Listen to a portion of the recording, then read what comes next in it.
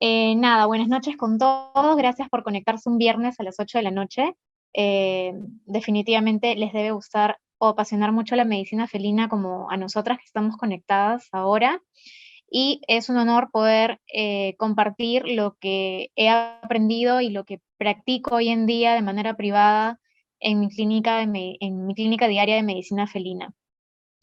¿Por qué propuse este tema? Es porque me apasiona mucho y lo vengo realizando ya desde hace bastante tiempo, y he tratado de perfeccionar en todo este tiempo la mayor información que se encuentra en la actualidad, porque en realidad no terminamos o no se termina, digamos, de tener información sobre la actualidad o sobre la parte crinológica de los gatos. Ellos son una caja de Pandora totalmente. Entonces, cada día los entendemos más a nivel de clínica. A ver, vamos a pasar la diapo.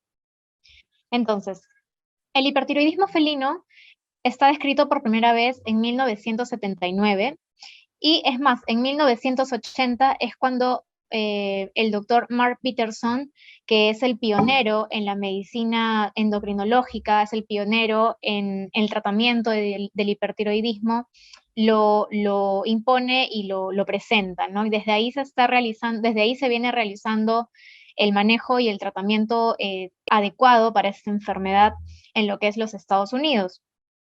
Cuando yo estaba en 10º ciclo de la universidad y bueno, ya venía haciendo medicina felina, pues me di cuenta que necesitaba saber mucho más y si se podía, pues verlo de cerca, ¿no? De cerca su trabajo, de cerca cómo hacía, cómo los diagnosticaba, cómo se los derivaban, y ver cómo llegaba a la cura final de la enfermedad, cosa que en nuestro país pues no contamos.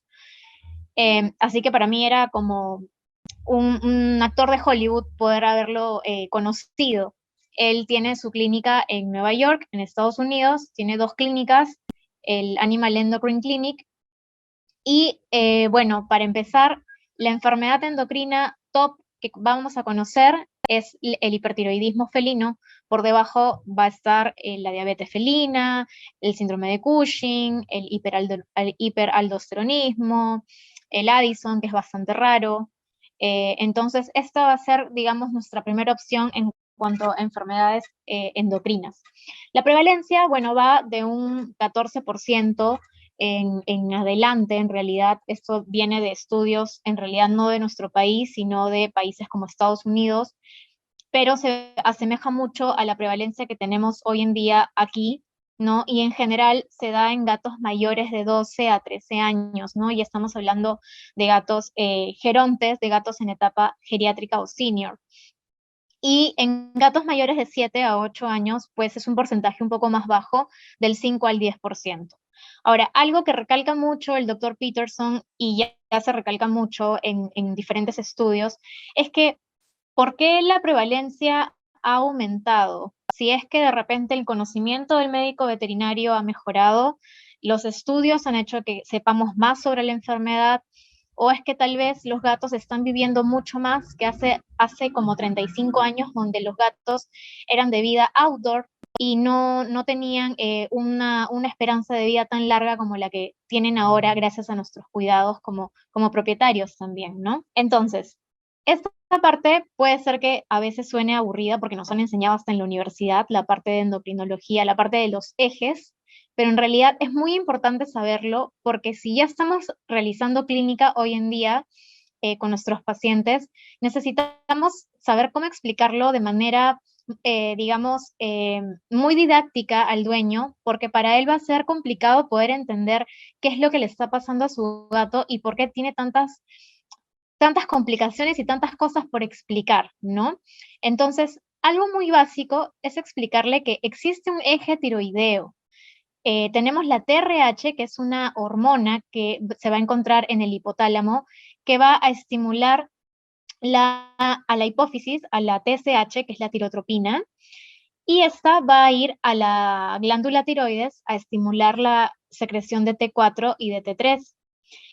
En la imagen en verde tenemos a un gato normal, ¿no? Donde hay un feedback negativo en el cual viene la TRH, la TSH, estimulan la glándula tiroides, que en este caso, como se puede ver en la imagen, en el caso de los gatos, la glándula tiroides es bilobulada, pero no está directamente relacionada, es decir, tiene un grado tiene una separación, no está unida, y está a los laterales de la tráquea. En este caso se estimula normal el nivel de T4, de T3, porque la T3 viene a ser la triiotironina convertida de la tiroxina, y cuando los niveles en sangre están en su punto normal, le avisa a la TSH y a la TRH, a nivel de la pituitaria, a nivel del hipotálamo, que ya no se debe secretar más. Eso es lo que debe pasar normalmente. Pero ¿qué es lo que pasa en un gato hipertiroideo? Va a haber una secreción autónoma. En este caso, por ejemplo, en esta imagen, que es muy bonita, la glándula que está hiperplásica viene a ser la glándula izquierda del cuello, ¿verdad? Entonces, esta es la que está secretando de manera autónoma T4 y T3 sin importarle lo que pase en el eje tiroideo normal a nivel de la TSH y de la TRH. Entonces, el 70% de los gatos en realidad hipertiroideos van a presentar los dos lóbulos aumentados de tamaño, pero cabe recalcar que muchas veces no se cumple lo que dice en la literatura y a veces podemos tener gatos con solo un lóbulo aumentado de tamaño.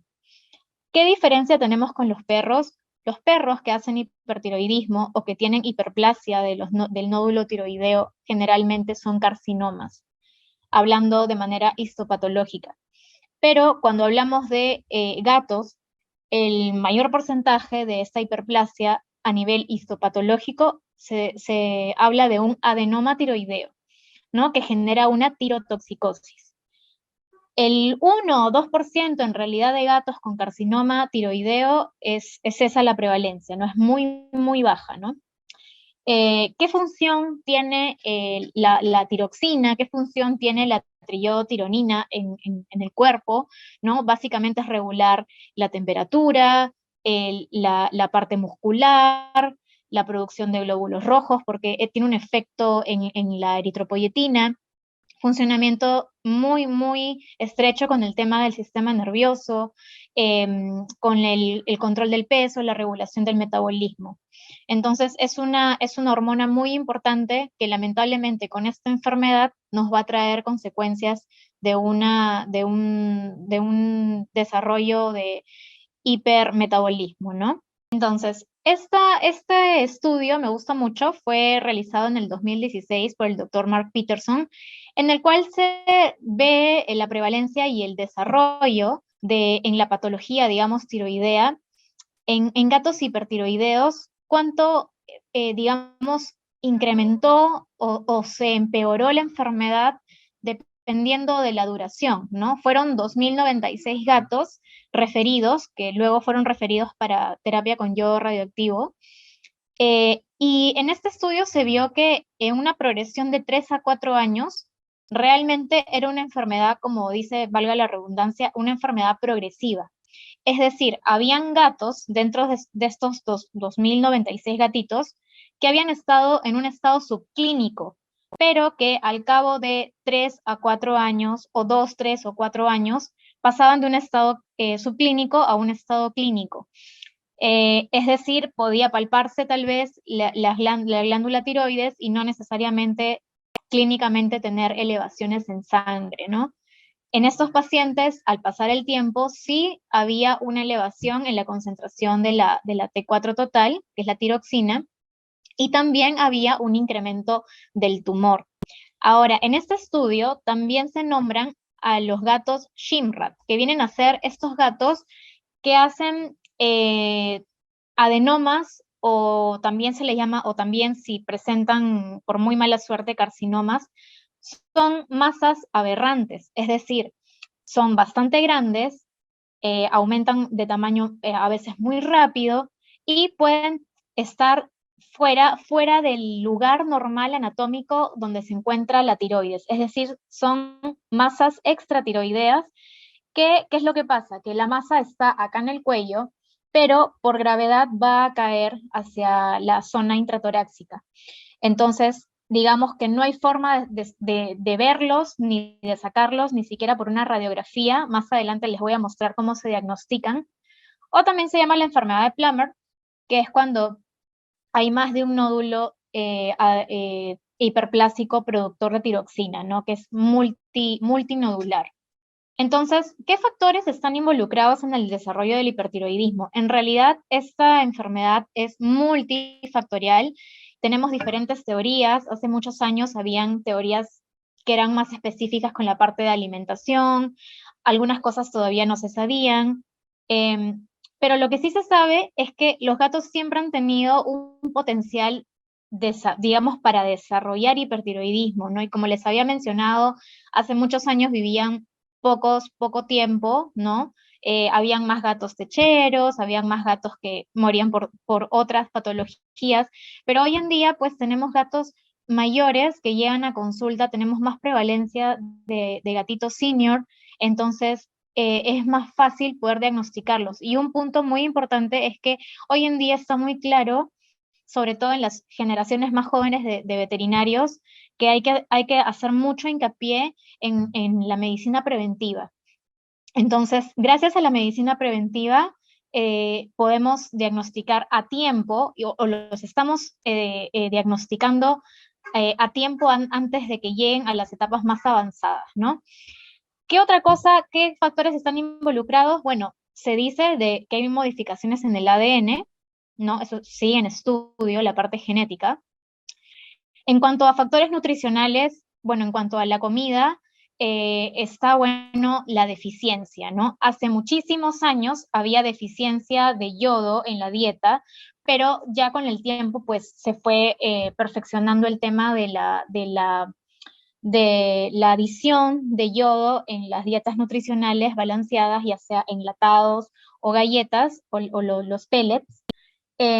Pero esos estudios del 2010 y del 2013, que sería lindo que los puedan copiar o tomar una foto y luego leerlos, eh, fue muy importante saber que las concentraciones de yodo en los alimentos comerciales, al menos en la región de Estados Unidos, donde casi siempre hacen todos los estudios, había mucha variabilidad, había mucha variación en los niveles de yodo en la dieta. Por ejemplo, en la conclusión del segundo estudio, había 49 microgramos de yodo al día en una, digamos, en una dieta enlatada, y en otros productos de otras marcas había 9.639 microgramos, o sea, es un montón. Quiere decir que estos gatitos que fueron digamos, testeados o hicieron estas preguntas a sus dueños, pasamos al siguiente estudio, que también se correlaciona. Acá estimaron la exposición, ¿no? A la dieta, a la fluctuación del yodo en la dieta. Esta es más actualizada, este estudio es del 2022, en la cual se vio que la ingesta de yodo era o baja o fluctuante, ¿no? Hicieron una encuesta a 361 propietarios de 549 gatos. Ahora, estos gatos eran del Reino Unido y de lugares también aledaños, ya no era de Estados Unidos, y se vio que el yodo en 119 alimentos para gatos era totalmente variable, y no solamente entre marcas, sino entre los mismos lotes de las mismas marcas, ¿no? No te especifican qué marcas son, porque obviamente no se quieren meter en problemas con las empresas que comercializan, pero de que hay una variación entre el alimento húmedo y seco y también de diferentes sabores, la hay. A estos gatitos se le tomaron una muestra de pelo, incluso una muestra de orina, y se vio que tenían concentraciones bajas de yodo, ¿no? Ahora, ¿por qué quieren demostrar esto los doctores que hacen estos estudios? Porque se cree, en teoría, que si un gato consume bajas cantidades de yodo en el tiempo, pero luego el dueño cambia de un alimento a otro y luego le compra esta latita y luego le compra la otra latita porque salió el sabor tal, ¿no?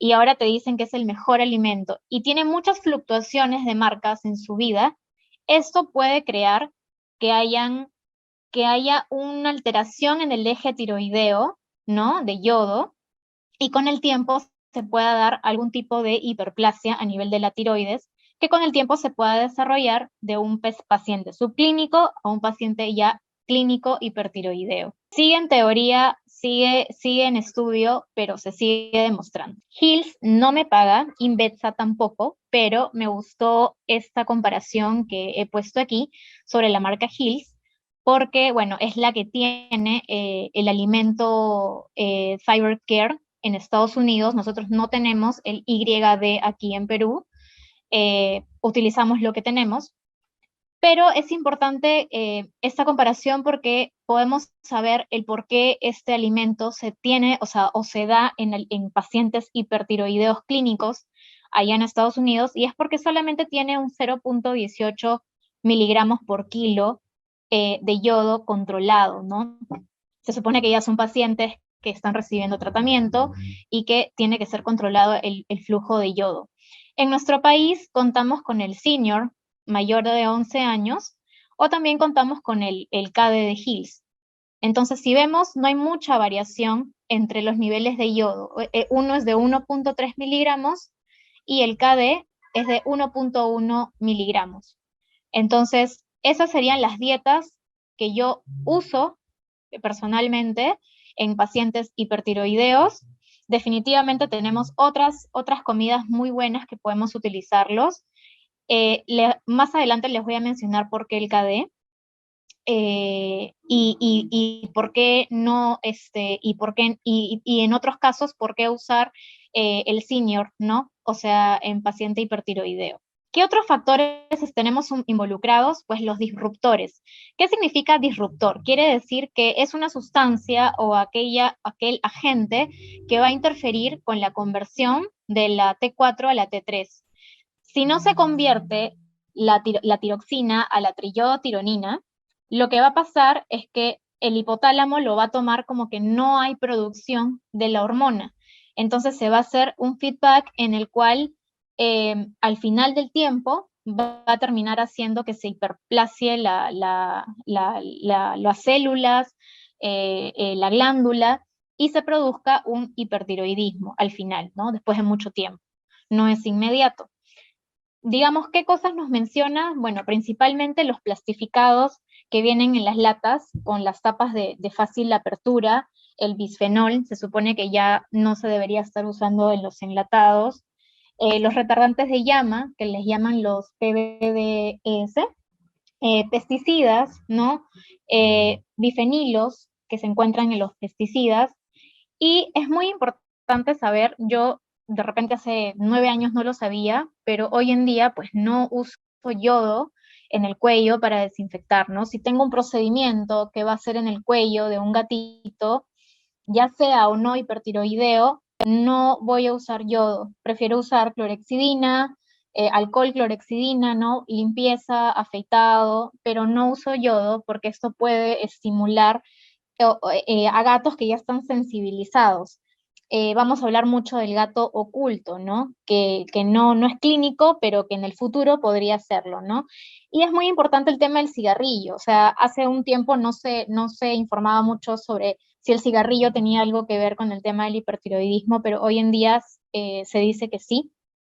Y yo siempre digo, si vas a tener gatos o si estás a punto de adoptar uno, y eso también se lo tienen que poner claro a los propietarios y a los dueños de gatitos, es no cigarro. Si eres una persona fumadora activa, de la puerta de tu casa hacia la calle. Luego ingresas, te lavas las manos y te cambias la ropa, porque los gatos son fumadores pasivos que generan muchas enfermedades, principalmente asma felino y bronquitis crónicas por cigarrillo, por velas aromáticas, por inciensos, ¿no? Entonces hay que evitarlo. Toda esta información tan buena la pueden encontrar en el libro de endocrinología del 2019, que está bastante actualizado, y es muy bueno como un libro de consulta, ¿no? Ya vamos a la parte clínica, para que no se aburran. Los signos clínicos han cambiado muchísimo. En 1984, y les pongo un año súper antiguo que reportan, teníamos más pérdida de peso, teníamos hasta un 100% de pérdida de peso en el gato en la mesa. Y pongo la foto de la gata de arriba, porque ella es una de las pacientitas más viejitas que he atendido, tenía 25 años, tenía 5 enfermedades y una de ellas era hipertiroidismo. Lo generó porque era muy mayor, no lo sé, pero sí se sabe que el hipertiroidismo puede que sí se presente en gatos geriátricos. O sea, no es una regla, pero posiblemente lo tengas en tus diagnósticos diferenciales cuando tengas una paciente en esas condiciones, fuera de que tenga 25 años, en la mesa. Entonces, ver una paciente en esas condiciones de sarcopenia, de pérdida de masa muscular, donde se ve la punta de la cadera, las costillas, se siente la columna vertebral, no es tanto del día a día. Hoy en día, según en el 2016, dice que tenemos un 92% de prevalencia de pérdida de peso en la mesa, en la consulta, pero de repente al 2022 es posible que haya bajado, de repente a un 80 o a un 70%, porque los estamos agarrando de manera subclínica o los estamos agarrando en el inicio de la enfermedad. También el dueño se da cuenta que su gato está perdiendo peso o está bajando la masa muscular y lo lleva al veterinario, ¿no? Hay un poquito más de conciencia, pero sí podemos tener gatos caquécticos en la mesa. El aumento del apetito, la polifagia, ya que es un estado catabólico, un estado hipermetabólico, todavía vamos a tener aumento del apetito, ¿no? Pero al 2016 pues ha bajado bastante la incidencia de ese signo clínico. En cuanto a vómitos, nos seguimos manteniendo, ¿no? De un 49% a un 47%. ¿Y por qué vómitos? En realidad, la tiroxina va a actuar en el centro del vómito y al estar muy elevada, pues va a generar gatos con vómito crónico. O sea, un gato con vómito crónico, no solamente hay que pensar en temas gastrointestinales, sino también en temas endocrinos que nos puedan estar provocando esto en nuestros pacientes. Ahora, en cuanto a la hiperactividad, es algo que se puede presentar. La gatita de abajo es una gatita de 14 años que llegó a consulta por jadeo, pero la dueña venía de México, perdón, de Argentina, y dijo que la gata nunca se había puesto así y que había empezado a tener problemas de agresión y de agitación en casa en cuanto a estímulos que la podían estresar y ella nunca había sido así, fuera de que había perdido peso y la cara se le había puesto un poco más angulada, ¿no? En la consulta, bueno, no la grabé, pero ahí la pueden ver con la boca abierta y no tenía efusión pleural, no tenía edema pulmonar, no tenía un problema cardiológico, simplemente era una hiperactividad porque la tiroxina actúa mucho en el sistema nervioso. Incluso hay gatos, muy pocos, no he tenido casos, pero está reportado las convulsiones, ¿no? Y cuando regulamos la T4, supuestamente estas convulsiones pueden desaparecer. En este caso, esta gatita la traté y ya nunca más presentó el tema de la agresión a sus familiares ni a otras personas, ni la hiperactividad en consulta, ¿no? La poliuria y polidipsia se va a presentar de todas maneras, pero es un signo un poquito más avanzado. Entonces, aún nos están llegando pacientes hipertiroideos que no tienen signos de poliuria y polidipsia porque los estamos agarrando al inicio. ¿Por qué va a pasar esto? Más adelante les voy a explicar el tema de que el hipertiroidismo genera un aumento en la filtración glomerular. Hay un desbalance, ¿no? en el sistema renina-angiotensina-aldosterona que nos enseñaron en la universidad y yo dije, no me va a servir para nada y hoy en día me lo sé de memoria porque me ayuda a entender este sistema, el por qué tenemos estos signos clínicos en estos pacientes, ya sean diabéticos, hipertiroideos, renales, etcétera, ¿no? Diarrea y aumento del volumen fecal. En realidad, es un signo que puede presentarse como puede ser que no. En el caso clínico que vamos a ver más adelante, sí lo presenta la gatita, pero era porque ya tenía un hipertiroidismo un poco más avanzado. Cuando tenemos un gato en el cual tenemos un diagnóstico diferencial, tal vez de linfoma, tal vez de IBD, tal vez de hipocobalaminemia, tenemos que también pensar en enfermedades endocrinas como el hipertiroidismo, el cual genera una hipermotilidad a nivel intestinal. Entonces no podemos dejarlo fuera de nuestros diagnósticos diferenciales. Además, el hipertiroidismo genera una mala absorción, entonces puede estar muchas veces acompañado de las enfermedades que les acabo de mencionar. La debilidad muscular es muy importante poder valorarlo en la consulta. En este caso, el gatito de la izquierda, que es como un cruce de persa, si pueden ver, bueno, en la primera foto está con los ojos cerraditos, los bigotitos bastante separados, ¿no? Se nota que hay un score del dolor presente, ¿no? Elevado, las orejitas un poco separadas. Y este gato está levantando la cabeza porque el mismo dueño lo está agarrando, pero en realidad tiene una ventroflexión cervical. Recordemos que, a diferencia de los perros, los gatos carecen de el ligamento suspensorio del cuello. Entonces, cuando tenemos problemas de hipocalemia, que es la disminución del potasio en la sangre, vamos a presentar ventroflexión cervical en nuestro paciente, vamos a presentar plantigradismo. Si se dan cuenta, el gatito no se puede poner en pie, se notan las patitas pues como tiradas hacia abajo, con todo la patita puesta en la mesa, ¿no? Este gatito tenía como 17 años y era un paciente hipertiroideo descompensado. El paciente de la derecha, que es Blanquita, la puse porque a veces, bueno, por la práctica, cuando veo un paciente con estas características físicas en la cara, está mal que diga, o sea, que piense que es hipertiroidea, pero de repente por la práctica ya me voy dando cuenta que cuando veo un paciente así, con lo que les voy a explicar, debo sospechar de alguna enfermedad endocrina, renal, etc.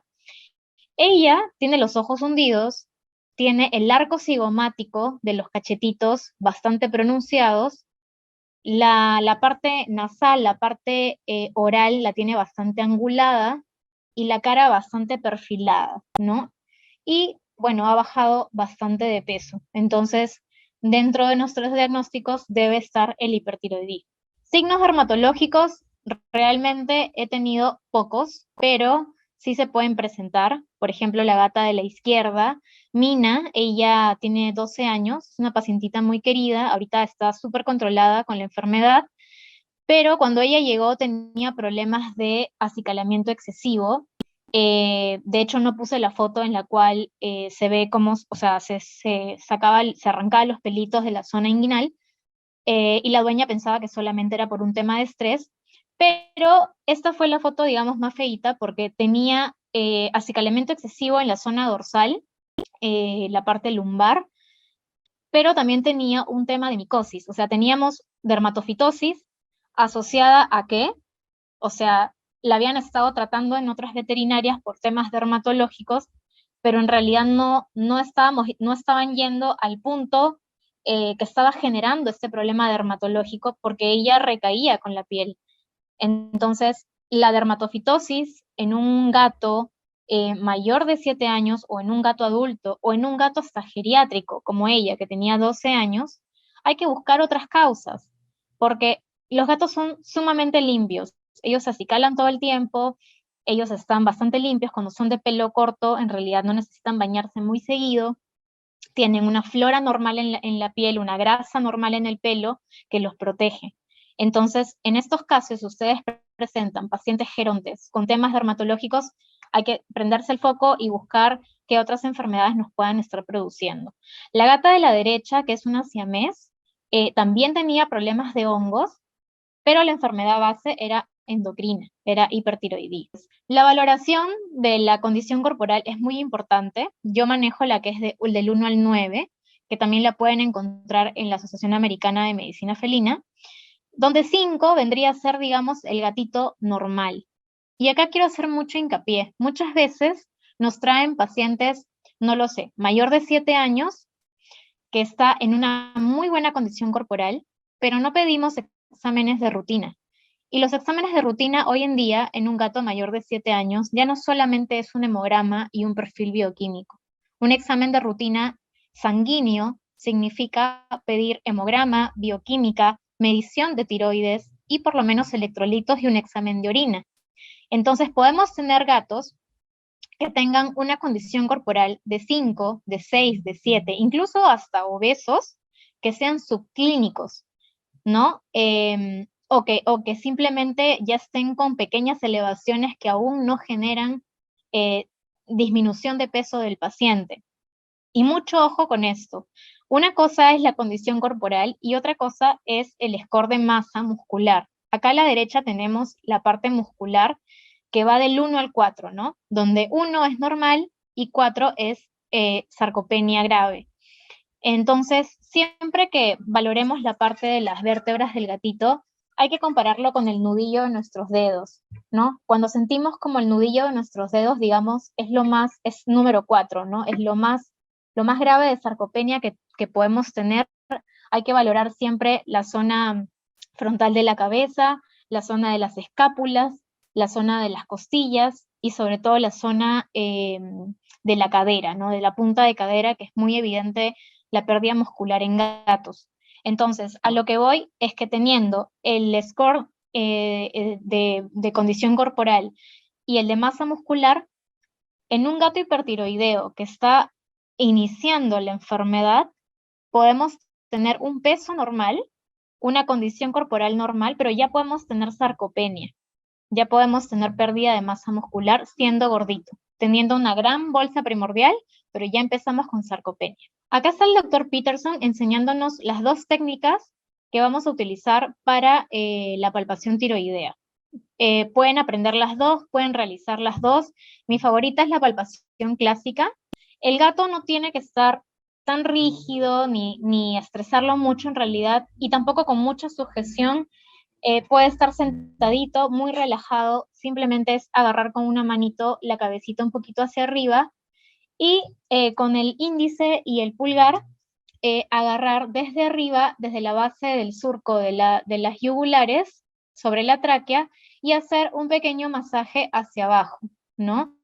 En búsqueda de alguna hiperplasia, de algún nodulito a los costados. También lo pueden hacer con un solo dedo, que se llama la técnica de Northworthy, que también es válida, sobre todo cuando es un gato muy movedizo que está en esta posición, ¿no? Entonces es mucho más fácil realizarlo solo con un dedo, pero la mayoría de gatos son bastante colaboradores, entonces se puede realizar con los dos dedos. La imagen que tienen a la derecha es un gato hipertiroideo que también tenía problemas de piel, pero en ese caso sí fue rasurado, porque la masa era bastante evidente, no tengo ni siquiera que palparla, es del lado derecho y probablemente ya haya una atrofia del lado izquierdo. Entonces es bastante representativa, ¿no? Entonces vamos a la parte de la clínica. Antonia es una gata que venía de Italia y que había sido una gata gordita de 6.2 kilogramos y que en realidad había sido una gatita con o sea, con un carácter muy, muy gentil, muy buena, muy cariñosa, con las otras personas también, pero su dueña comenzó a ver cambios, ¿no? Entre ellos que tenía un aumento en el consumo de agua, orinaba demasiado, comía un montón, pero a la vez también vomitaba, ¿no? Ella mencionaba que vomitaba de 2 a 3 veces por semana, y empezó con cuadros también de diarrea y a orinarse fuera de la caja de arena. Entonces visitó en realidad muchos veterinarios y después de 3 años con estos signos clínicos, pues es la foto de la derecha, y es una gatita con los ojos muy prominentes, con el arco cigomático prominente, ¿no? Hay pérdida de masa muscular en la carita, las patitas se ven con las uñas bastante largas, ¿no? A veces puede haber hipercrecimiento de las uñas y hasta más engrosadas. El pelo está hirsuto, el pelo está marrón, era una gata negrita, y se ve súper flaquita y más chiquita, ¿no? Entonces, en 3 años ha habido 2.7 kilogramos de diferencia y para un gato es un montón. Ya en la actualidad estaba pesando 3.5 kilos. Entonces, vamos a ver todo el desarrollo de su caso clínico. Primero, hablemos sobre el tema de la valoración de la presión arterial en gatos. Esta es una guía, un consenso que lo pueden encontrar en internet, en la Asociación Americana de Medicina Felina, que es muy buena para que sepan sobre todo sobre los equipos, cuáles usar, en qué partes usar del cuerpo del gatito. De preferencia se usa en la cola porque es, digamos, más cat friendly, sobre todo para gatitos geriátricos o gerontes, que muchas veces también ya pueden presentar temas de degeneración articular o enfermedad inflamatoria articular. Entonces, la cola es donde menos les molesta y donde podemos tener una mejor llegada a la arteria, ¿no? Según este consenso, o sea, según el consenso anterior, hasta 140 era, digamos, aceptable como normotenso, un paciente con una presión sistólica, y era lo mínimo aceptable, ¿no? Hoy en día, la Asociación Internacional de Renal nos dice que menos de 150. Ahora, tenemos que también ponernos a pensar que los pacientes vienen de la casa, van en taxi o en el carro, la movilidad, hay un estrés de por medio, no siempre los dueños de repente cumplen con el tema de la mantita, de las feromonas, llegan, pasan por recepción, si no es una clínica de gatos exclusiva, pues vamos a tener perritos ladrando, otros olores. Entonces son muchos, muchos pasos por los cuales el gato pasó para tener estrés y cuando llega al consultorio podemos tener una presión arterial alta sin necesidad de que el paciente realmente lo tenga clínicamente. Entonces, pues tenemos que tomar ciertas precauciones para incentivar a los dueños a mejorar, digamos, la parte Cat Friendly Home, o sea, mejorar todo esto desde casa, todas estas pautas, para que no sea tan estresante la llegada a la veterinaria. Y en nuestra veterinaria, tratar de que la zona de gatos esté separada de la zona de recepción de perros, o que entren directamente a un consultorio donde pueda estar con su dueño y pueda ser de repente acariciado, ya con feromonas, de repente hoy en día pues tenemos el churu o premios para que el gatito se relaje, incluso hasta puede caminar por el consultorio para luego poder tomar la presión, ¿no? Primero tiene que relajarse. Ahora, en este caso yo actualmente voy, bueno, hago interconsultas, pero también voy a domicilio, y la diferencia es abismal. O sea, me doy cuenta, en todos estos 9 años trabajé en clínica y la presión muchas veces nos salía en más de 150 y teníamos que volver a repetir y teníamos que volver a repetir, pero cuando voy a hacer la consulta a domicilio y tomo la presión arterial en domicilio, pues es verdadera, no es vera el resultado que tengo de la presión sistólica porque el gato está relajado y está en brazos de su dueño, ¿no? Como lo pueden ver ahí. ¿Cuándo podemos estar pensando que ya hay una hipertensión?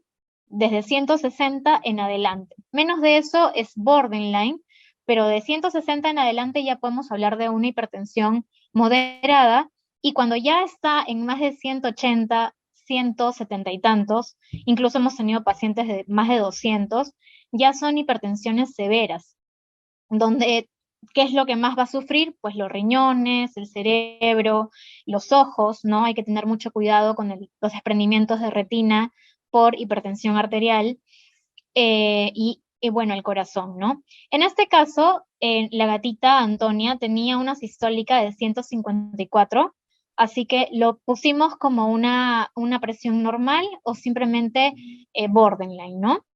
Tenía taquicardia, pero no tenía ningún tipo de soplo y ella pasó por cardiología. ¿Qué es lo que pasa?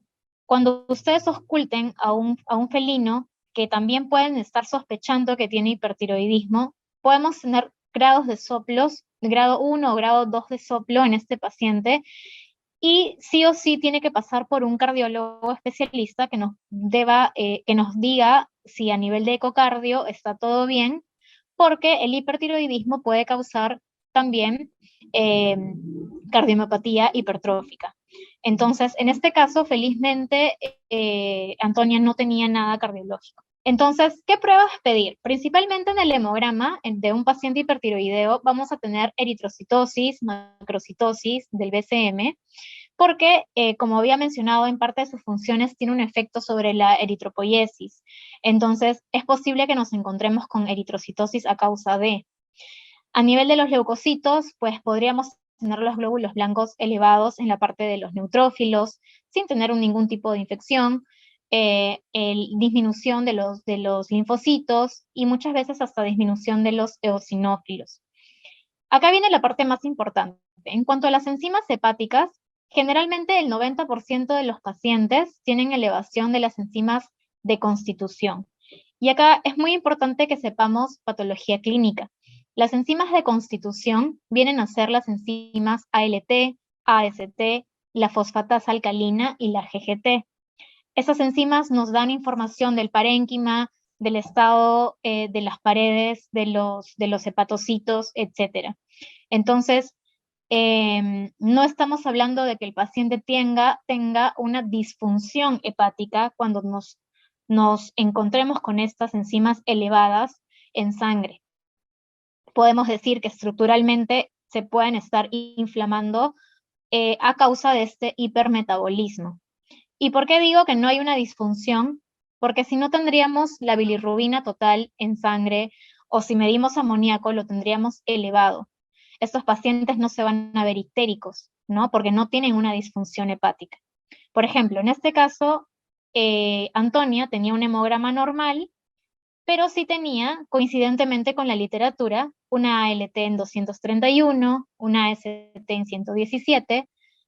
Acuérdense que la AST no es específica de hígado, y la fosfatasa alcalina, que es la ALP, estaba en 198. La GGT, que nos indica si hay una buena salida de la bilis, de la vesícula biliar, cómo está la vesícula biliar, los canalículos, estaba normal. La bilirrubina, que es parte de la función hepática, estaba también normal.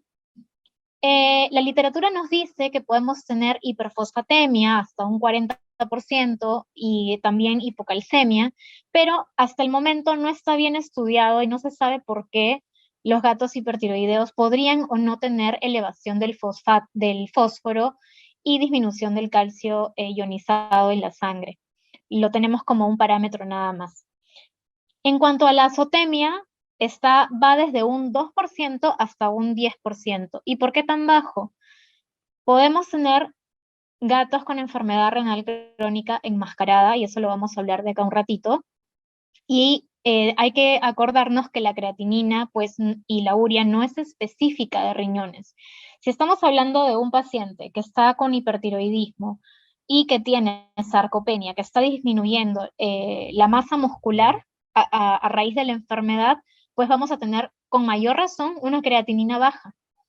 En este caso, Antonia tenía de creatinina 1.9. Ahí nos quedamos y lo resaltamos. Luego tenemos como prueba también el SDMA, que actualmente ya lo realizamos como prueba también de rutina en gatos, y puede estar elevado en un 10%. La hiperglucemia, bueno, como saben, los gatitos son generalmente muy estresados en consultorio y pueden tener elevación de la glucosa, generalmente por hiperglucemia por estrés. Así que no es un punto relevante. El punto relevante sí es el potasio, siempre hay que medir electrolitos, ya hablamos de la ventroflexión cervical, del plantigradismo, ¿no? Y es porque al aumentar la tasa de filtración glomerular a nivel de los riñones, vamos a tener una pérdida de potasio considerable por la orina. Entonces, estos pacientes pueden tener hipocalemia, ¿no?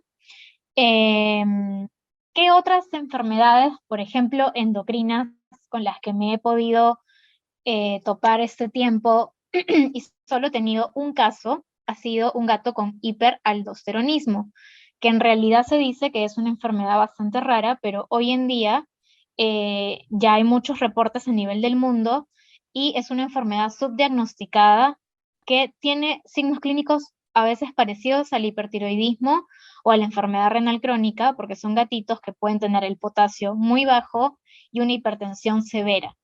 Solamente que son gatitos que la T4 la tienen normal, ¿no? Y que el problema es que tienen la aldosterona alta.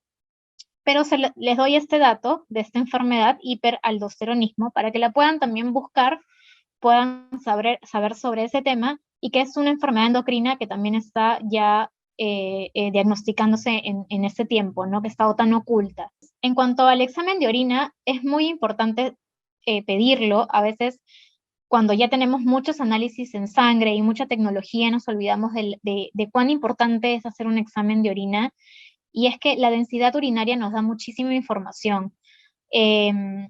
Ahora vamos a hablar sobre el riesgo de la azotemia post-tratamiento y cuán importante es la densidad urinaria como un valor predictivo. El UPC, que es el ratio proteína-creatinina, muchas veces va a estar, frecuentemente va a estar levemente aumentado, ¿no? Al haber una tasa de filtración glomerular alta, va a haber también una pérdida de proteínas que se puede ver en la orina. Ahora, el UPC es una prueba aislada al examen de orina. O sea, se toma la muestra de orina, pero el UPC es una muestra aislada, es el ratio proteína-creatinina. Entonces es muy importante realizarlo. Y este estudio del 2020 por el doctor Mark Peterson se realizó para saber si había algún riesgo en pacientes hipertiroideos para generar infecciones urinarias subclínicas, ¿no?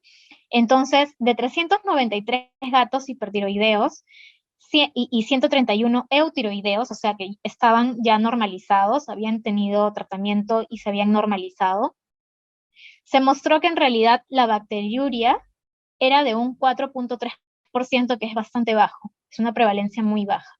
Entonces, digamos que cuando pedimos un screen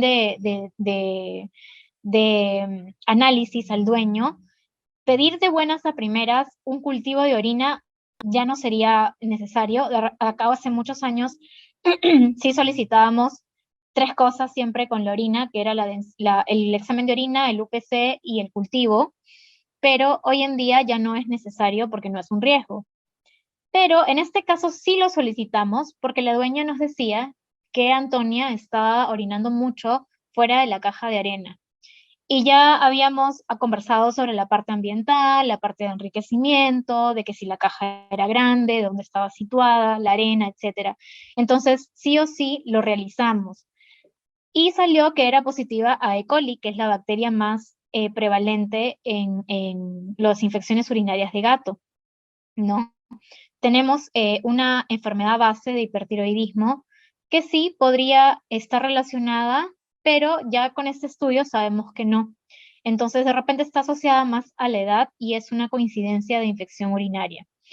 El UPC salió normal y la densidad urinaria la repetimos 2 veces. La primera salió en 1.010, pero una vez que se trató la infección urinaria, salió en 1.025. ¿Y por qué les pongo esta información? Porque cuando tenemos pacientes con infecciones urinarias, muchas veces podemos tener baja la densidad urinaria. Y en este caso, cuando ya se había tratado, subió un poco a 1.025, el valor específico, pero como sabemos, en los gatos la orina debería ser concentrada, debería ser mayor a 1.035, mayor a 1.040, pero en este caso estaba en 1.025, ¿no? No están concentrando bien los riñones. Entonces, es más que T4 total, que es el título que le puso el doctor Peterson a este journal, que también lo pueden encontrar en internet, en el cual nos da los parámetros referenciales y también digamos, los valores que podemos pedir en nuestra clínica diaria para poder llegar a un diagnóstico. No solamente es el uso de la T4 total, a veces tenemos pacientes que no, digamos, para nosotros es complicado diagnosticarlos porque son o subclínicos o porque tienen valores muy bajos de T4 total, pero tienen signos clínicos que nos hacen sospechar. Ahorita vamos a hablar un poco más de eso. ¿Por qué no pedimos por qué yo al menos no pido la T3, que es la triiodotironina? Porque es una hormona que está en poca cantidad a nivel de la sangre. Es la T4 total, la que tiene más alta sensibilidad, ya que está asociada y adherida a proteínas totales, en este caso la albúmina, para ser transportada en la sangre, y tiene las dos fracciones, entonces es mucho más sensible, ¿no? Su rango según la literatura va de 1.5 a 3.5 microgramos por decilitro, eh, y la T4 libre en realidad tiene una especificidad bastante baja y no la usamos a menos que tengamos dudas en cuanto al diagnóstico. ¿Por qué pongo la TSH y dice C? En realidad es porque es la TSH canina. No existe y no tenemos la TSH felina. Entonces, pero este parámetro, esta hormona, tiene reacción cruzada con la sangre felina. Entonces, sí la podemos pedir cuando tenemos pacientes que sospechamos de hipertiroidismo, pero que no los podemos confirmar solo con una T4 total, porque es de repente solo sospechoso. No está tan alta la T4 como para afirmar en ese momento que tiene hipertiroidismo, y a veces tenemos que pedirla. Si el valor de la TSH está disminuido, se puede tal vez confirmar el hipertiroidismo, ¿no? Ahí les pongo el rango referencial. En el caso de Antonia no habían dudas, su T4 total estaba en 10.94, cuando hemos visto que el rango referencial de la T4 total va hasta 3.5, y en otras literaturas dice que puede ir hasta 4, pero 10.94 es bastante alto, yo creo que ya no hay dudas en el diagnóstico. Y recordemos que la creatinina estaba en 1.9. Este es un algoritmo que lo pueden encontrar también en internet, en la parte de estudio de IDEX, y lo pongo porque no es por hacerle publicidad, pero tiene buena información y porque también tiene las mejores máquinas para poder realizar la valoración de la T4 total en gatos. Entonces, viendo más que todo la parte de abajo, tenemos que una T4 normal, por así decirlo, sería entre 0.8 a 4.7. En mi experiencia diría desde 1.5 hasta 3.5 o 4. 4.7 para mí ya es una zona gray, como le dicen en Estados Unidos, una zona gris, una zona que me haría sospechar que el paciente probablemente sí tenga hipertiroidismo y habría que repetir o coger otras hormonas, como en este caso sería la T4 libre o la TSH. Y si tenemos un gato, según este algoritmo, con la T4 total mayor a 4.7 microgramos por decilitro, ya estaríamos hablando de un confirmatorio, en el cual en realidad ya no habría caso realizar otras pruebas hormonales porque lo estoy confirmando, ¿no? Es muy importante explicar al dueño que podemos tener una enfermedad renal enmascarada, que al iniciar con tratamiento para la enfermedad base, que en este caso es el hipertiroidismo, podríamos producir una elevación de las enzimas renales y un descompensamiento del paciente. Entonces, este estudio es súper antiguo, de 1997, pero hasta el día de hoy, 2022, es muy importante porque nos dio información y nos explica el por qué los pacientes hipertiroideos que empiezan con tratamiento inician luego con azotemia. Y es que las hormonas tiroideas tienen una acción muy específica sobre la tasa de filtración glomerular, ¿no? Se ven afectados los glomérulos renales. Y estos pueden disminuir desde el día 6 hasta el día 30 post tratamiento. Es decir, en palabras coloquiales que yo se lo digo a los dueños, los riñones están de esta manera. Todo el tiempo están súper vascularizados, mucha vasoconstricción, una tasa de filtración glomerular bastante alta, y de la nada empezamos con tratamiento y empezamos a disminuir esta acción hipermetabólica en los riñoncitos en este caso. Entonces, podemos tener azotemia que empiece a aumentar a veces a los 15 o a los 30 días post tratamiento, y tenemos que explicárselo desde que vamos a iniciar al dueño, porque si no nos puede traer problemas también de comunicación con él, porque mi gato estaba no tan mal y ahora está peor, ¿no? Has iniciado tratamiento y el gato ha empeorado. Entonces, tenemos que saber cómo manejar las dosis, cómo manejar al paciente y cómo predecir que ese gato sí o sí va a ser un paciente azotémico después de iniciar tratamiento. En el 2018 se realizó este estudio comandado por el doctor Peterson, en la cual se evaluó qué tanta sensibilidad o qué mejor predictor de azotemia teníamos en cuanto al SDMA y a la densidad urinaria. Entonces, solo 14 de 220 gatos hipertiroideos, el SDMA predijo una azotemia post-tratamiento. Quiere decir que el SDMA no predice, tiene una sensibilidad solamente del 33%, a pesar de que es un biomarcador específico de los riñoncitos.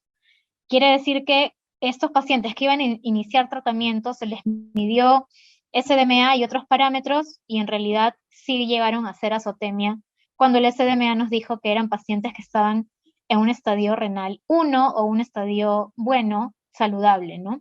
Sin embargo, la densidad urinaria tiene una buena sensibilidad, pero una baja especificidad, porque ya hemos visto, ya les he explicado, que la densidad urinaria puede estar influenciada, por ejemplo, por hidratación subcutánea, infecciones urinarias, etc.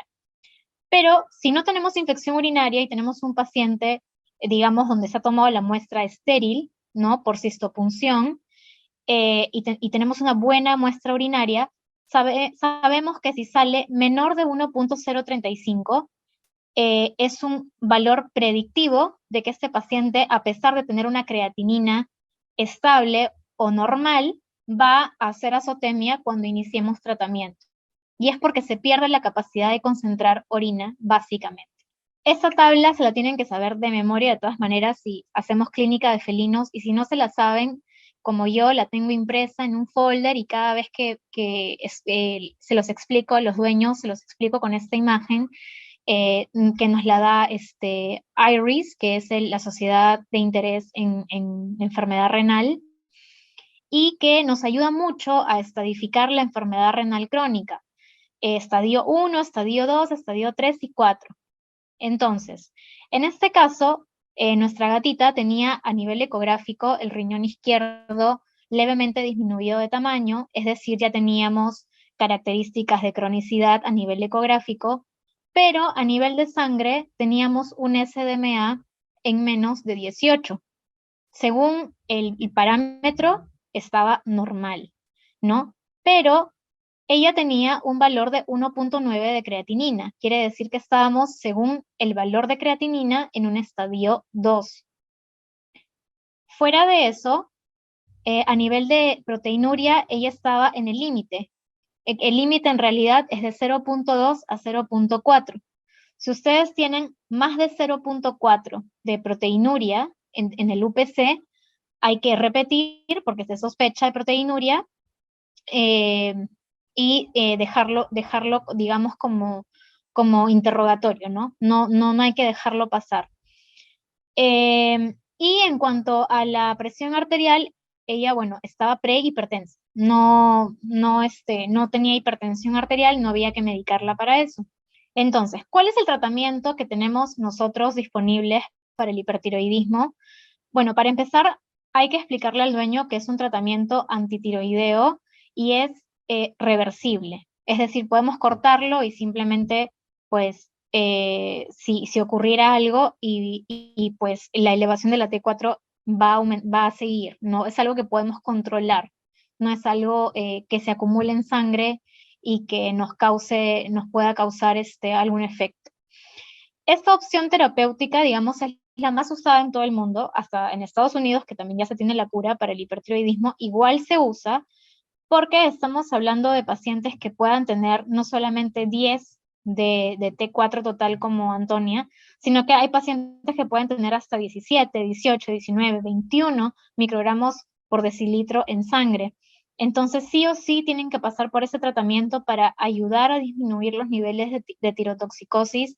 Es una forma rápida de poder bajar los niveles en sangre. No va a abordar la causa de la enfermedad, pero lo que va a hacer el metimazol es inhibir la producción de la hormona tiroidea por el tumor tiroideo, ¿no? Pero no es que va a retrasar la enfermedad o que la hiperplasia va a estancarse. La hiperplasia, el adenoma, el carcinoma va a seguir su curso.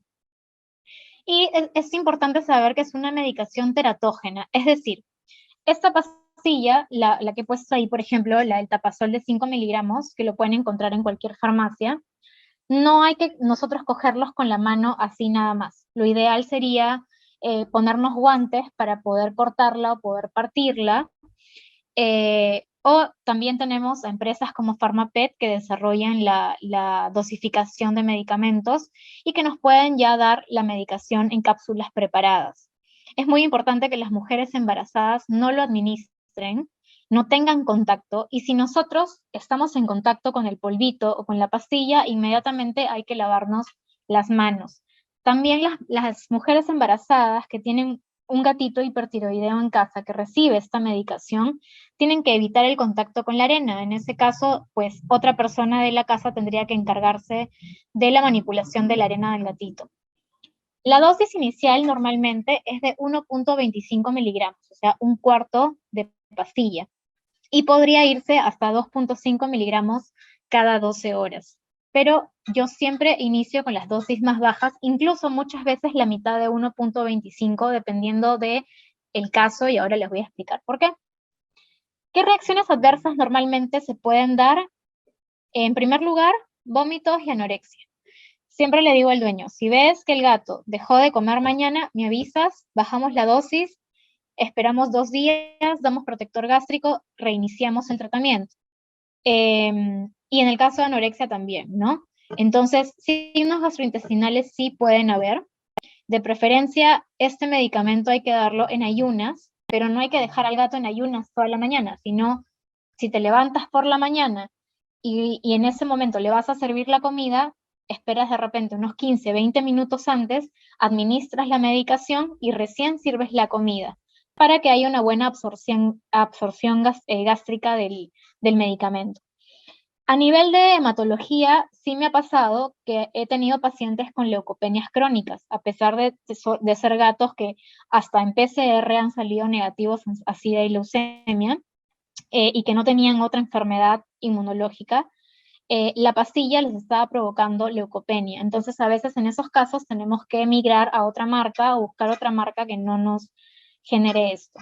Hepatopatías nunca he tenido, pero está reportado. Y escoriaciones faciales, yo personalmente no he tenido esos efectos adversos faciales. Está descrito, y también sigo a un doctor que hace endocrinología de nuestro país y he visto que ha tenido este caso clínico, así que es muy bueno poder compartir entre nosotros como colegas nuestros casos y poder también tener conocimiento para poder también explicárselo al propietario, ¿no? Antonia inició en realidad con omeprazol por el tema de los vómitos, del tema gástrico, iniciamos con la dosis más baja de metimazol, que es de 1.25 miligramos. Bueno, a eso le sumamos antioxidante hepático tan bueno como la silimarina. Recordemos que ella tenía las enzimas hepáticas de constitución elevadas. Y aunque digan que sirva o no el azodil, se usó, la dueña tenía el presupuesto para poder comprarse el azodil, que ya sabemos que es esta capsulita refrigerada con bacterias que a nivel intestinal disminuyen los niveles de creatinina y fósforo, perdón, creatinina y urea, y lo probamos, se le dio una vez al día, y esta gatita me acuerdo que comía ID, ¿no? De Hills, porque había tenido un diagnóstico de un tema, digamos, intestinal por el tema de las diarreas, pero no mejoraba y en realidad era porque era hipertiroidea. Entonces, como tenemos una paciente con una creatinina de 1.9 que ya se está acercando al borderline de la creatinina, tiene un potasio bajo y tiene 2 enfermedades que probablemente estén juntas, que es la enfermedad renal crónica y también la sarcopenia y el hipertiroidismo, no vamos a iniciar con una dieta muy baja en proteínas. Entonces, de buenas a primeras, no mandamos KD. En este caso, nos vamos por un alimento mayor a 11 años, que tiene los cuidados nutricionales, está balanceado para recuperar peso, para cuidado también de los riñoncitos, y va bastante bien, ¿no? A los 15 días post tratamiento, ella había bajado de 10.94 a 9.82 en la T4 total. Su creatinina se había regulado, el fósforo estaba normal. Bueno, ponemos el boom, no es tan importante, pero sí estaba normal. Y ya tenía un urocultivo negativo, ¿no? Recuerden que ella había tenido una infección por E. coli. Entonces, subimos la dosis a cada 12 horas. Estas reevaluaciones normalmente les recomiendo que lo realicen cada 15 días. No es que se sube la dosis y a los 7 días ya estamos reevaluando, es un poco más lento, pero clavado cada 15 días, reevaluamos a los pacientes hasta encontrar qué cosa, la dosis, que pueda hacer que el gatito sea eutiroideo, o sea, que no se haya curado completamente porque no lo vamos a curar, pero que tenga los niveles de T4 normales y que pueda vivir bien, ¿no? Y sus riñones puedan vivir también bien. 30 días post tratamiento, la T4 total había bajado a 5.29 con una dosis de cada 12 horas de metimazol, pero ya teníamos un incremento de la creatinina a 2.1. Seguimos a la siguiente diapositiva. 45 días post tratamiento, ella se quedó con media tableta, no veo acá, ella se quedó con media tableta en la mañana y un cuartito nada más en la tarde, en la noche, probamos de esa manera, y la T4 total había disminuido a 4.38, estábamos ya casi dentro de la zona gris, la creatinina se había normalizado, ella ya no tenía vómitos, no tenía diarreas, estaba de muy buen humor, había subido de peso, estaba empezando a subir de peso, y a los 60 días post tratamiento, ella ya tenía una T4 total normal, estaba en 2.72, pero la creatinina estaba en 2.5, que es algo que ya la dueña sabía y es algo que nosotros sabíamos, que podíamos regular la T4, pero que la creatinina podía manifestarse en su valor normal. O sea, en este caso, con esta azotemia de 2.5, a pesar de tenerla así, ese valor en sangre, ella ya no vomitaba, ya no tenía signos gástricos, ya no tenía diarreas, pero sabíamos que esto era momentáneo y que si la señora tenía las posibilidades de viajar al extranjero, podíamos lograr que el paciente esté eutiroideo para poder recibir la terapia con yodo radioactivo. En este caso, como les digo, se busca lograr un eutiroidismo en un paciente que se quede al menos en un estadio de enfermedad renal crónica grado 1 o grado 2. En este caso, ella estaba en estadio de enfermedad renal crónica grado 2.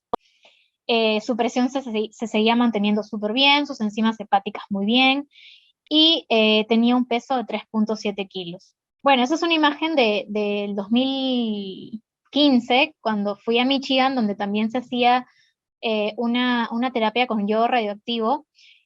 Puse la imagen de la derecha porque en este caso no se hacía imagen diagnóstica física de la glándula tiroides, tan solamente se utilizaba el método de medicación oral en ese tiempo de yodo radioactivo. Y en ese cuartito que ustedes pueden ahí ver que dice no entrar, solamente entraban las técnicas que tenían niveles de radioactividad estables para poder tratar a estos gatitos. Estos gatitos tienen que internarse, no pueden recibir el yodo e ir a casa porque la radioactividad puede dañar a las personas que están dentro de su casa, o sea, sus familiares, ¿no? Entonces simplemente se veían por la cámara que está ahí y los pacientes estaban adentro, ¿no? Ahora les voy a explicar de qué se trata la terapia con yodo radioactivo. HyperCat Center, que es el del doctor Mark Peterson, se encuentra en Nueva York y esta ya tiene una tecnología mejor, ya pasaron varios años, estos videos y fotos son del 2017 y actualmente pues la terapia con yodo radioactivo es ya inyectable y principalmente hablemos de la centellografía, que es una prueba gold estándar. Lo que se hace es inyectar un nucleido gamma, que en este caso se llama tecnesio 99 libre. Es una sustancia que al inyectarse de manera intramuscular, pues lo que hace es viajar a las zonas que tengan absorción gamma, que en este caso es el estómago, las glándulas tiroides, el plexo coroideo, las glándulas salivales, y es muy importante realizar esta prueba por imagen, que actualmente no tenemos en nuestro país, porque nos va a informar no solamente la parte funcional, la parte de la fisiología de la glándula, sino también su origen y qué tipo de tratamiento y a cuánta dosis se va a usar, ¿no? se crea una imagen de la glándula tiroides y se necesitan, digamos, 3 vistas, ¿no? La ventrodorsal, lateral derecho, lateral izquierdo. Como pueden ver, simplemente es una placa como si fuera una mesa, se puede hasta poner una toallita y la técnica agarra sin anestesiar al paciente, está súper tranquilo y es súper rápido realizar la centellografía. En la primera imagen, bueno, podemos ver cómo estaban hospedados los gatitos o internados. Tenían una vista frontal, tanto hacia adelante como hacia atrás. Se quedaban aproximadamente unos 7 días. Y es que la radiación va a secretarse por la orina, va a secretarse por las heces, hay que manejarlo siempre con guantes. Y bueno, en ese entonces había empresas de uso biológico que iban a recoger los desechos porque tienen altas cantidades de radioactividad. Ellos, para tener sus niveles más bajos de estrés, pues tenían hasta televisores para ver pajaritos, podían ver los pajaritos de la calle, y pueden volver a su casa al cabo de 7 días porque se supone que a ese nivel pues ya es seguro para las personas que viven en casa. Tenemos un video en la segunda imagen, no sé si me puedes ayudar a activarlo. Entonces, ahí lo que están haciendo es hacer la centellografía, se está empezando a ecualizar la imagen, luego la vamos a ver más cerca. Ahí justo la técnica está ya señalando la glándula tiroides. La parte de más abajo, la parte que está como en el abdomen del gatito, ese es el estómago, es normal, porque absorbe radiación gamma. Y vamos a ver el tercer video que está mucho más claro. Es el mismo gatito. Ya pasaron aproximadamente unos 5 o 10 minutos y ya se puede ver la atrofia de una glándula y la roja viene a ser la que está hiperplásica, que está radiocaptando el tecnesio 99, está hipercaptando. Entonces, ya tenemos la distribución, el diagnóstico, el origen. Estamos viendo si es multinodular o solamente es un solo nódulo, en este caso solamente es uno, y está tan grande que posiblemente si no se hace nada, pues vaya a caer a la parte torácica, ¿no? En la primera imagen tenemos las glándulas salivales normales. Normalmente las glándulas salivales tienen que ser del mismo tamaño que las glándulas tiroideas, o sea, que los nódulos tiroideos. O sea, esta es una imagen normal, es relación 1:1.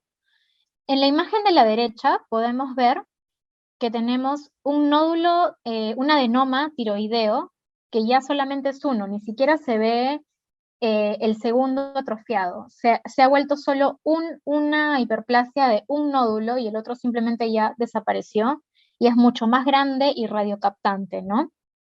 En la imagen 3 de abajo tenemos los dos lóbulos tiroideos hiperplásicos y hipercaptantes. En el cuarto ya tenemos un adenoma que ha caído a la cavidad torácica. ¿Y por qué es importante saber esto? Nosotros no tenemos esa tecnología en nuestro país, pero cuando nosotros palpamos la tiroides en un paciente, no podemos quedarnos solamente en la palpación. Hay que explicarle al dueño que a pesar que no palpamos los nódulos o el nódulo, eso no quita que el paciente no pueda tener hipertiroidismo. Sobre todo si tenemos pacientes que ya tienen la T4 elevada y aún así no tocamos la tiroides, es posible que esté abajo, que esté en el tórax. Y en el caso de la imagen de la derecha, pues ya tenemos un tumor aberrante y que es multinodular. Si se dan cuenta, son 2 nódulos y uno es mucho más grande, ¿no? Entonces, ¿qué es el tratamiento con yodo radioactivo? Se trata del I-131, el cual es una sustancia que se inyecta de manera subcutánea y lo que va a hacer es destruir, o sea, lo que va a hacer es formar parte de la glándula, formar parte de los tirocitos, pero lo que va a hacer es matar todo lo que está, todas las células glandulares que están comprometidas con la hiperplasia adenomatosa, se van a autodestruir, se van a hacer fibrosis y bueno, esto va a ir disminuyendo poco a poco, ¿no? Tiene un rango de alcance de aproximadamente 2 milímetros. Para que el doctor pueda determinar la dosis específica por paciente, tenía algunos parámetros, entre ellos, bueno, la concentración de hormona antes del tratamiento. Digamos que una dosis para un gato que entró a terapia con 10 de T4 total no va a recibir la misma dosis de un gato que entró con 5 de T4 total. También es muy importante el tamaño del tumor, es muy importante saber si se está sospechando de un carcinoma, es muy importante saber cuánta captación, cuánto hipercaptación hubo del tecnesio 99, que es la parte del diagnóstico, y esta captación de yodo radioactivo se tiene que, con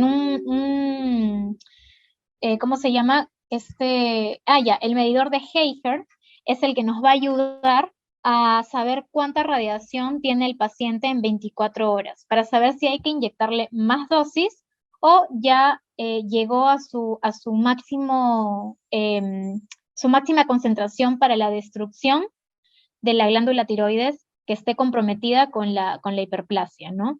No va a destruir toda la glándula tiroides. Y también es una forma de dar de alta al paciente. Todos los días se va haciendo la medición de radiación para ver si ya está apto para poder regresar a casa. Los resultados de la terapia en realidad son bastante alentadores. Los eutiroideos son generalmente el 80 o el 90% de gatitos.